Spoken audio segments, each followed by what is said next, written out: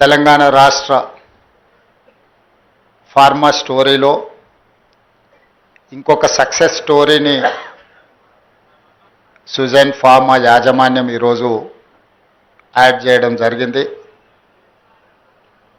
తెలంగాణ రాష్ట్ర ప్రభుత్వం లేదా ఆనాడు ఉమ్మడి ఆంధ్రప్రదేశ్లో 1995 నుంచి మొదలు పెడితే 2025 సంవత్సరం వరకు ఈ 30 సంవత్సరాల నిరంతర శ్రమ ఈరోజు హైదరాబాద్ మహానగరం ప్రపంచ నగరాలతో పోటీ పడే విధంగా IT, pharma, global capability centres, data centres ఈరోజు మనం పోటీ పడగలుగుతున్నాం. ఈరోజు యంగ్ ఎంటర్ప్రినర్స్ సుజన్ మెడికేర్ యాజమాన్యము జర్మన్ టెక్నాలజీని బిఎఫ్ఎస్ టెక్నాలజీని జర్మన్ నుంచి ఇంపోర్ట్ చేసి సౌత్ ఇండియాలోనే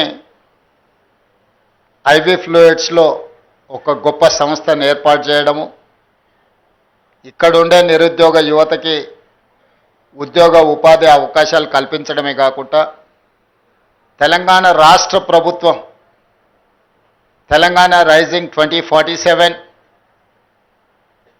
next 10 years by 2034 $1 trillion economy, by 2047 $3 trillion ఎకానమీకి ఏదైతే ప్రణాళికలు సిద్ధం చేసినామో అందులో భాగంగా ఈరోజు ఈ మ్యానుఫ్యాక్చరింగ్ యూనిట్ రాష్ట్రంలో అభివృద్ధి చెందబోతుంది.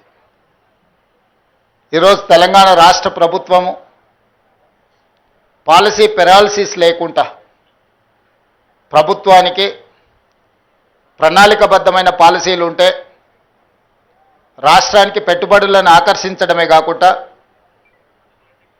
పెట్టుబడులు పెడుతున్న యాజమాన్యానికి రక్షణ కల్పించడమే కాకుండా ఆ పెట్టుబడులకు లాభం వచ్చే విధంగా ప్రభుత్వ ప్రణాళికలు, ప్రభుత్వ విధానాలు ఉండాలి అని భావించి ఈరోజు తెలంగాణ రాష్ట్ర ప్రభుత్వం ఒక గ్లోబల్ సమ్మిట్ని ఏర్పాటు చేసి తెలంగాణ స్టేట్కి ఒక కాంప్రహెన్సివ్ పాలసీ డాక్యుమెంట్ను రిలీజ్ చేయడం జరిగింది. Based on that policy document, outer ring road inside almost 2,100 square kilometers is called CURE, Core Urban Region Economy.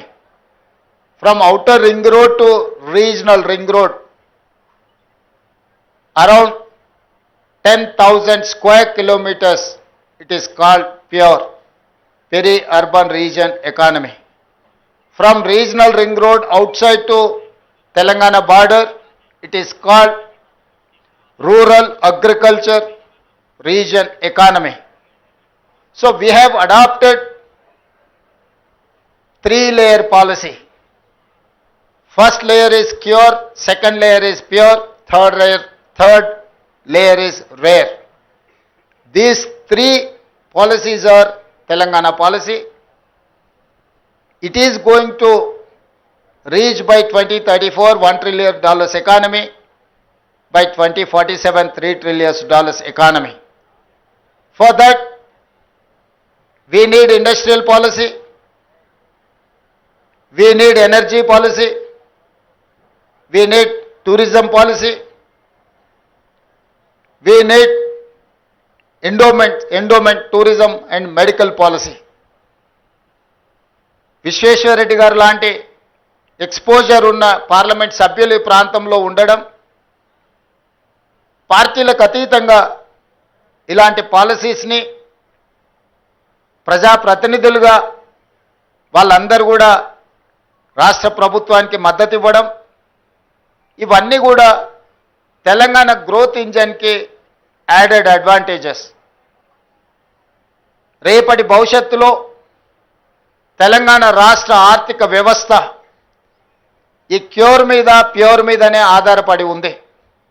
అందుకే CURE outer ring road inside service సెక్టర్గా, ప్యూర్ ఏరియాని మ్యానుఫ్యాక్చరింగ్ సెక్టర్గా, రేర్ ఏరియాని agriculture ఎకానమీగా ఈరోజు తెలంగాణ రాష్ట్ర ప్రభుత్వం ప్రణాళికలు సిద్ధం చేసి ఈ పారదర్శకమైన ప్రణాళికలని పెట్టుబడులను ఆకర్షించడానికి ఈ దేశంలో ఉండే ఇతర నగరాలతో పోటీ పడడం కాదు, ప్రపంచంలో ఉండే గొప్ప నగరాలు గొప్ప దేశాలతో ఈరోజు తెలంగాణ పోటీ పడాలనుకుంటుంది. పదే పదే చర్చలలో ఆంధ్రప్రదేశ్తోనో కర్ణాటకతోనో మహారాష్ట్రతోనో తమిళనాడుతోనో లేకపోతే ఢిల్లీలో ఉండే గుర్గాంతోనో తెలంగాణ పోటీ పడుతుంది అన్న చర్చ జరుగుతుంది. ఆ చర్చకు పులి స్టాప్ పెట్టి ఈరోజు జపాన్, జర్మన్, సౌత్ కొరియా లాంటి దేశాలతో, సింగపూర్, టోక్యో, న్యూయార్క్ లాంటి నగరాలతో పోటీ పడాలని ఈరోజు తెలంగాణ రాష్ట్ర ప్రభుత్వం ఆలోచన చేస్తుంది. ఈరోజు తెలంగాణలో ISB, NALSAR university, triple IT ఇలాంటి మంచి యూనివర్సిటీలు, నాలెడ్జ్ హబ్ ఈరోజు తెలంగాణలో ఉంది. ఈరోజు పరిశ్రమలకు అనుకూలమైన పరిస్థితులు, ప్రభుత్వ విధానాలు అందుబాటులో ఉన్నాయి. అందుకే ఈరోజు Telangana wanted to rise, Telangana wanted to compete with New York, South Korea or other countries. అందులో భాగంగా ఈరోజు ఇలాంటి యంగ్ ఎంటర్ప్రెనర్స్ ప్రారంభించే యూనిట్స్ని తెలంగాణ రాష్ట్ర ప్రభుత్వము సంపూర్ణంగా మద్దతు ఇచ్చి ప్రోత్సహించి ప్రభుత్వం నుంచి అవసరమైన అనుమతులను సరైన సమయంలోనే వాళ్ళకి ఇచ్చే విధంగా ఈరోజు ప్రభుత్వ విధానాలను తీసుకురావడం జరిగింది. అందుకే ఈరోజు ఇలాంటి యంగ్ ఎంటర్ప్రెనర్స్ ప్రారంభించే పరిశ్రమలను ప్రత్యక్షంగా ముఖ్యమంత్రిగా, పరిశ్రమల శాఖ మంత్రిగా నేను శ్రీధర్ బాబు గారు రావడం, పెట్టుబడిదారులకు ఒక నమ్మకం, విశ్వాసం కల్పించాలన్న ఆలోచనతోని, వాళ్ళని ప్రోత్సహించాలన్న ఆలోచనతోని ఒక సక్సెస్ స్టోరీని తెలంగాణలో రాయాలని ఈరోజు బల్క్ డ్రగ్స్లో దేశంలో ఉత్పత్తి చేసే దాంట్లో 40% బల్క్ డ్రగ్స్ ఓన్లీ హైదరాబాద్ నగరం నుంచే ఈరోజు మనం అందిస్తున్నాము అని అంటే ఇది ఒక గొప్ప విజయం. మన ప్రపంచాన్ని పట్టి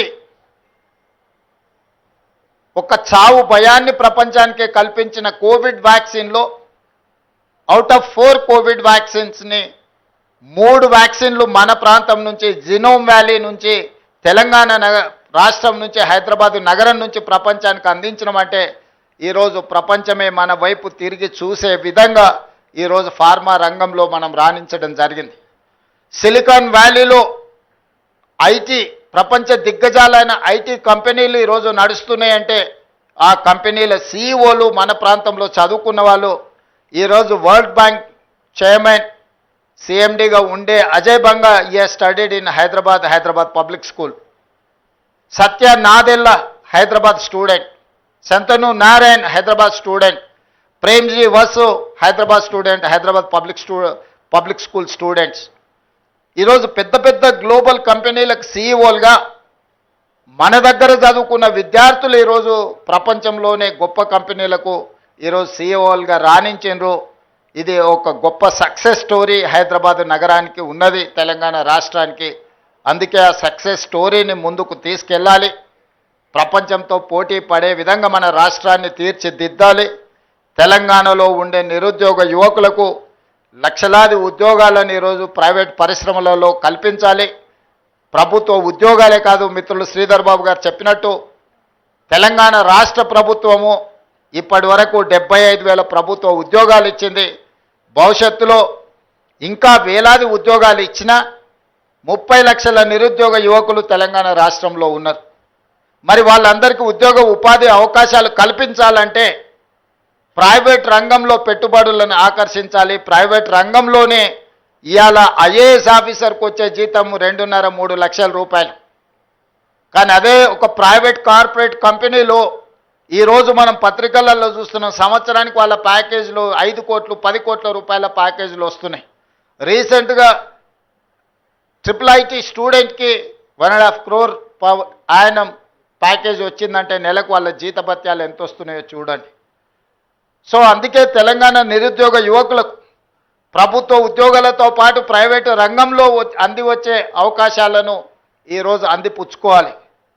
100 సంవత్సరాల పైగా చరిత్ర కలిగిన ఉస్మానియా యూనివర్సిటీని ఈరోజు పునరుద్ధరించడం ద్వారా పెద్ద యూనివర్సిటీలతో మనం పోటీ పడే విధంగా మన ఎడ్యుకేషన్ ఇన్స్టిట్యూషన్స్ని ఈరోజు అభివృద్ధి చేయాలనుకుంటున్నాం. అందుకే ఈరోజు తెలంగాణ ఎడ్యుకేషన్ పాలసీని అడాప్ట్ చేసుకోవాలని ఈరోజు మనం ఒక కమిటీని అపాయింట్ చేసినాం. తెలంగాణ ఎడ్యుకేషన్ పాలసీని కూడా తొందరలోనే తీసుకురాబోతున్నాం. యంగ్ ఇండియా స్కిల్స్ యూనివర్సిటీతో పాటు young India sports university, young India integrated schools ఇవన్నీ కూడా తెలంగాణ రాష్ట్రాన్ని అభివృద్ధి చేయడానికి భవిష్యత్ ప్రణాళికల కోసం ఈరోజు తెలంగాణ రాష్ట్ర ప్రభుత్వం ముందుకు వస్తున్నది. అదేవిధంగా నిన్నమన్న సొంత రాష్ట్రంలో కానీ పక్క రాష్ట్రంలో కానీ నీటి వివాదాలకు సంబంధించి పదే చర్చలు జరుగుతున్నాయి. నేను ఈ వేదిక మీద నుంచి ఈ రాష్ట్రంలో ఉండి పక్క రాష్ట్రంలో రాజకీయ పార్టీలలో ఉన్న ప్రజాప్రతినిధులకు ఒక సూచన చేయదలుచుకున్నా, ఒక విజ్ఞప్తి చేయదలుచుకున్నా. మీకు పంచాయతీలు కావాలన్నా నీళ్లు కావాలన్నా అని ఎవరైనా నన్ను అడిగితే తెలంగాణ రాష్ట్రానికి నీళ్లు కావాలని నేను కోరుకుంటా. మీకు వివాదాలు కావాలన్నా, మీకు పరిష్కారం కావాలన్నా అంటే నేను పరిష్కారం కోరుకుంటా. నీళ్ల వివాదం ముసుగులో రాజకీయ ప్రయోజనం పొందాలి అని మా ప్రభుత్వం, మా పార్టీ భావించడం లేదు. రెండు రాష్ట్రాల మధ్యలో ఉండే సమస్యల్ని శాశ్వతంగా పరిష్కరించాలి అని తెలంగాణ ప్రత్యేక రాష్ట్రాన్ని శ్రీమతి సోనియా గాంధీ గారు కాంగ్రెస్ పార్టీ ఇచ్చింది. కాబట్టి నీళ్ల విషయంలో వివాదాలు, నీళ్ల విషయంలో రాజకీయ లబ్ధి కోసం ఆలోచన చేయొద్దు. రాజకీయాలకు అతీతంగా మనం ఈరోజు ఆలోచన చేసుకొని పరిష్కరించుకోవాలి. ఈ పరిష్కారాలకు చర్చలు ఒక్కటే పరిష్కారము. న్యాయస్థానాల దగ్గరనో ఇతరుల దగ్గర పోయి పంచాయతీ తెంచుకునే కంటే మనమే కూర్చొని మన సమస్యల్ని సామరస్యపూర్వకంగా పరిష్కరించుకోవాలనేదే మా విధానము.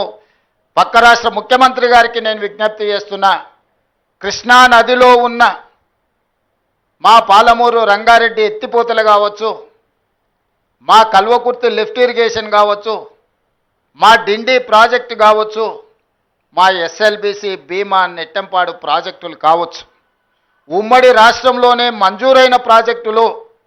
వీటి అనుమతులకు మీరు అడ్డంకి పెట్టకండి. వీటి అనుమతులకు మాకు సహకరించండి. ఉమ్మడి రాష్ట్రంలో ఉన్నప్పుడే మంజూరైన ఈ ప్రాజెక్టులకు ఆంధ్రప్రదేశ్ రాష్ట్రం నుంచి అభ్యంతరాలు రావడం వల్ల ఎన్విరాన్మెంట్ క్లియరెన్సులు కానీ సిడబ్ల్యూసి క్లియరెన్సులు తెచ్చుకోవడంతో మాకు సమస్యగా మారింది.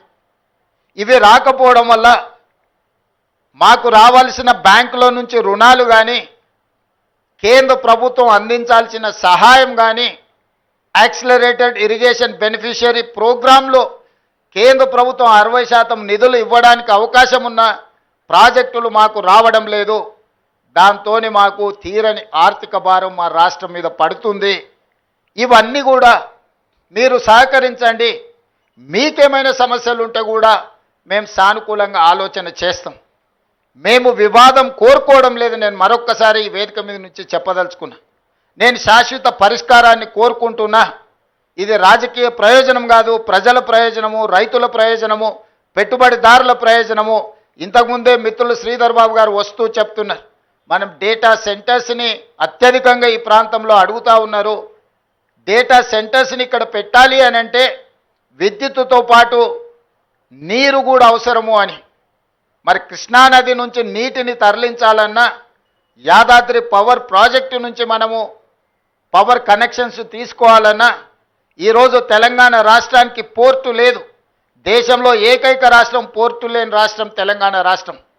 మరి ఈరోజు పోర్ట్ కనెక్టివిటీ ఉంటేనే మ్యానుఫ్యాక్చరింగ్ యూనిట్ ఇండస్ట్రీస్ వస్తాయి.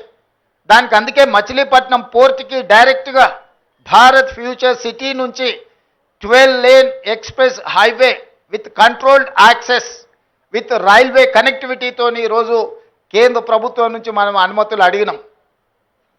ఇలాంటి అభివృద్ధి జరగాలంటే పక్క రాష్ట్రంతో కూడా మనకు సయోధ్య ఉండాలి, పక్క రాష్ట్ర సహకారం కూడా ఉండాలి.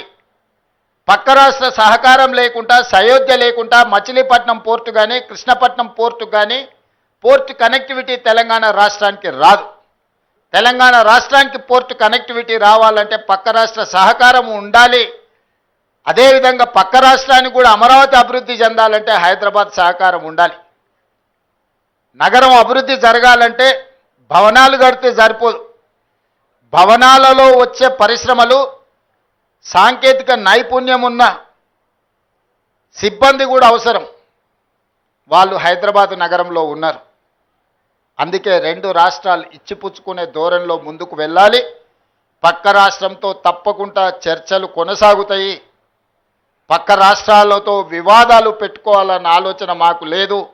అది కర్ణాటక అయినా, మహారాష్ట్ర అయినా, ఆంధ్రప్రదేశ్ అయినా, తమిళనాడు అయినా, పక్కనుండే రాష్ట్రాలతో వివాదాలు మేము కోరుకోవడం లేదు. పక్కనున్న రాష్ట్రాలతో ఉన్న సమస్యల్ని చర్చల ద్వారా శాశ్వతంగా పరిష్కరించాలని కోరుకుంటున్నాము.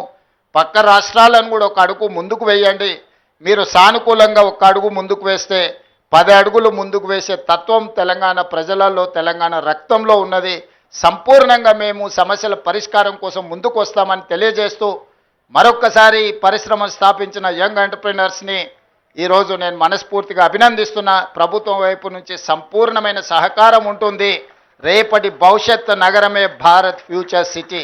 రంగారెడ్డి జిల్లా మహేశ్వరం రాజేంద్రనగర్ ప్రాంతంలో ఒక అద్భుతమైన నగరం రాబోతుంది.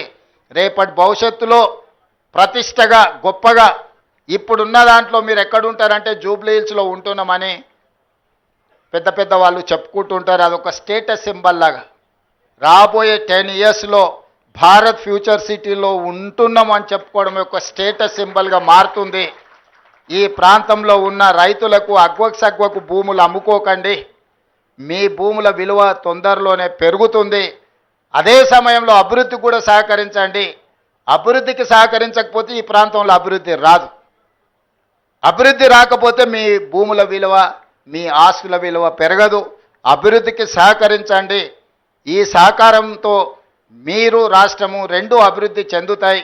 ఆ విధంగా సహకరించే ప్రజాప్రతినిధులకు, ముఖ్యంగా ఈ ప్రాంతంలో ఉండి ఈ అభివృద్ధి కార్యక్రమాలకు ప్రభుత్వానికి సహకరిస్తున్న కేఎల్ఆర్ గారిని, మల్రెడ్డి రంగారెడ్డి గారిని, ఇతర ప్రజాప్రతినిధులందరినీ కూడా వారిని అభినందిస్తూ మీ అందరి దగ్గర సెలవు తీసుకుంటున్న ధన్యవాదాలు మిత్రులారా.